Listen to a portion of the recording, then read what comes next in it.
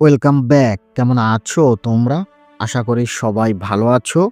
বেশি কথা না বাড়িয়ে যেভাবে লেখা আছে সেভাবেই পড়ে শোনাচ্ছি। লাল অডিটোরিয়াম বিশ্ববিদ্যালয়ের ক্যাম্পাসের প্রভাস কুমার বড়ুয়া সড়ক দিয়ে হেঁটে যেতেই বাম দিকের বৃহৎ দালানটিতে চোখ আটকে যায় সবার। পাহাড়ের ঘা ঘেঁষে অপূরব কারুকার্য শোভিত সুবিশাল এই ভবন। এই ভবনটি উদ্বোধনের ২ বছরের মাঝি পরিত্যক্ত ঘোষণা করা হয়।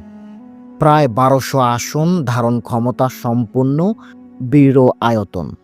বিগত ২৮ বছর ধরে বন্ধ রয়েছে। প্রাকৃতিক সৌন্দর্যের এক অনন্য নীলাভূমি এবং বাংলাদেশের সবচেয়ে বৃহৎ বিশ্ববিদ্যালয় চট্টগ্রাম বিশ্ববিদ্যালয়ের কথা বলতেছি। ২১০০ একরের বিশাল বিস্তৃত ক্যাম্পাস। এই ক্যাম্পাসে যেন নানা রূপের সমাহার।